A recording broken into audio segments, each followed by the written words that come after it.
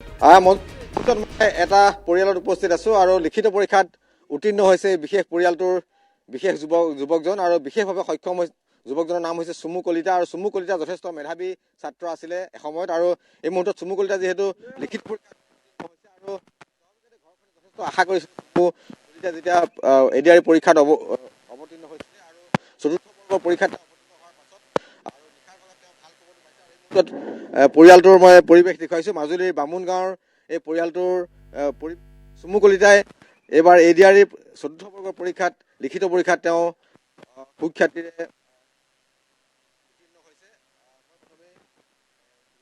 আৰু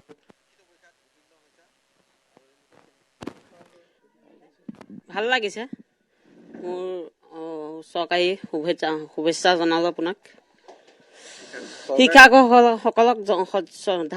শিক্ষাগুৰুসকলক মই নমস্কাৰ জনালো সেৱা জনালো আৰু মই চৰকাৰক মই ধন্যবাদ এনেকুৱা অৱস্থাত মোক চৰকাৰে সহায় কৰিলে যেন আপোনাক এটা সুবিধা পাইছোঁ আৰু ইমানতে লিখিত পৰীক্ষাত উত্তীৰ্ণ হ'ম বুলি ভাবিছিলানে? ভাবিছিলোঁ ভাল হৈছিলে মই প্ৰথমতে ভবা নাছিলোঁ এনেকুৱা যে হ'ব তাৰপিছত কালি 1টা বজাত ৰিজাল্ট দিছে তেতিয়া গম পাইছোঁ ভাল হৈছে ভালদৰে সহায় কৰিছে বহুত লিখা লোৱাটো সহায় কৰিছে মোক কিন্তু নামটো আচুৰ্য বৰপাত্ৰ সিও সহায় কৰিছে সি 8ত পঢ়া আছিলে সি যথেষ্ট সহায় কৰিছে কিন্তু সিও নোৱাৰা হৈছিলে কিন্তু বহুত ভয় কৰিছিলে কিন্তু ভয় কৰিছিলে তাৰপৰা পাতিছে ধুনীয়াকৈ পাতিছে পিতৃ আছে মোৰ সৈতে মই আপোনাৰ ওচৰলৈ আহিছো যে লিখিত পৰীক্ষাত উত্তীৰ্ণ হৈছে চুমু আৰু এই মুহূৰ্তত আপুনি কি ক'ব? ধন্যবাদ সকলোকে ধন্যবাদ জনাইছোঁ বিশেষকৈ চৰকাৰৰ কথা ক'লত আৰু ধন্যবাদ জনাম বিশেষকৈ এই ল'ৰাটো যেতিয়ালৈকে মই স্কুললৈ প্ৰাথমিক বিদ্যালয়লৈ নিছিলোঁ সেই সময়ত মই ভবা নাছিলোঁ যে ল'ৰাটোক শিক্ষিত কৰিম বিশেষতঃ অন্ধ ল'ৰা এটাক কেনেদৰে তাক সহায় কৰিম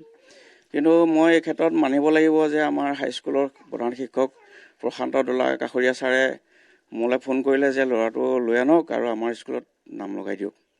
শেষতে মই তেখেতৰ স্কুললৈ 8ত লৈ গ'লোঁ লৈ যোৱাৰ পিছত নাম লগাই দিয়াৰ পাছত ছাৰে সম্পূৰ্ণ দায়িত্ব ল'লে তাৰ পাছতো তাক 2016 চনত ব্ৰেইনৰ অপাৰেশ্যন কৰিলোঁ ব্ৰেইনৰ অপাৰেশ্যন কৰাৰ পাছত আকৌ সি অলপ অসুস্থ হৈছিল তাৰ মাজতেই সি এবছৰ গেপ হ'ল যদিও তাৰ পাছত তেওঁ পাছ কৰিলে অৱতীৰ্ণ হ'ল মেট্ৰিক পাছ কৰিলে হায়াৰ ছেকেণ্ডেৰীও পাছ কৰিলে পাছ কৰাৰ পাছত চৰকাৰে যিটো মানে ষ্টেপ লৈছে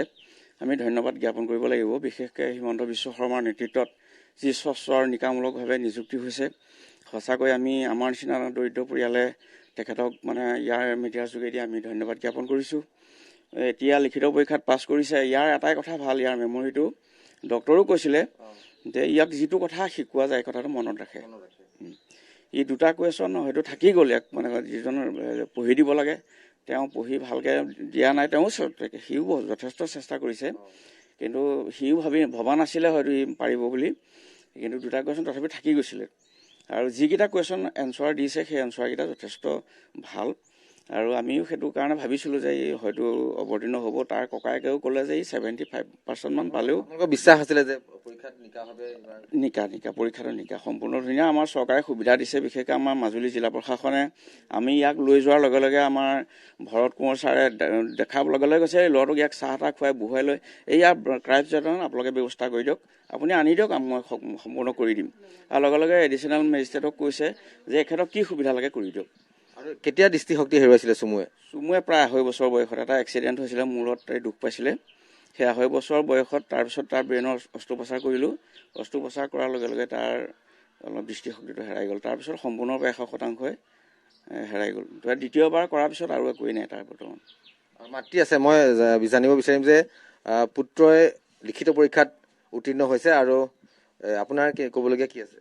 আমি খুবেই আনন্দিত হৈছোঁ চৰকাৰে ইমান ধুনীয়া হিমন্ত বিশ্ব শৰ্মা ছাৰে ইমান ধুনীয়া পদক্ষেপ এটা লৈছে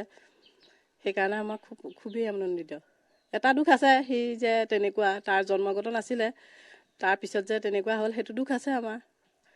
পাছ কৰাৰ কাৰণে আমাৰ ভাল লাগিছে নিশ্চিতভাৱে পৰিয়ালটোৰ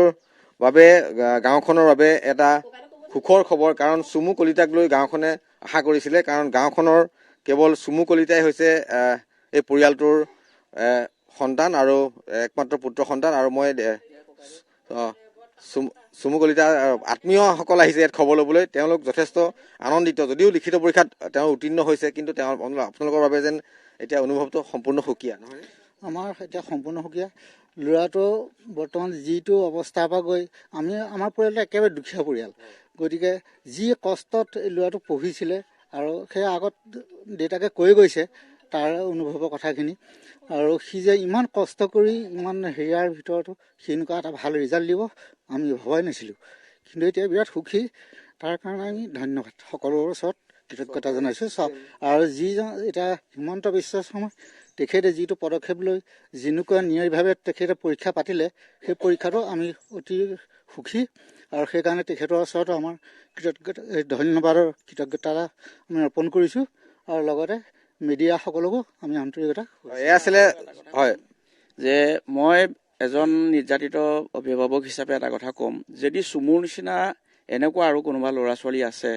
কোনোবা অভিভাৱক আছে, তেখেতসকলে যাতে অৱহেলা নকৰে। মই এইটোৱে পাইছোঁ যে অৱহেলা নকৰি সেই ল'ৰা সন্তানকেইটাক যেনেকুৱাই নহওক বিশেষভাৱে যি পৰীক্ষা হওক বা সকলোতে অৱতীৰ্ণ কৰাব লাগে, চৰকাৰী সুবিধাত আছে। আৰু তেখেতসকলক স্বচ্ছ আৰু নিকাভাৱে যিহেতু পৰীক্ষা এইবাৰ পাতিছিলে, যাৰ বাবে চুমু কলিতাৰ দৰে মেধাৱী আৰু দৰিদ্ৰ ছাত্ৰ ইয়াত অৱতীৰ্ণ হৈছে, লিখিত পৰীক্ষাত উত্তীৰ্ণ হৈছে। হয়।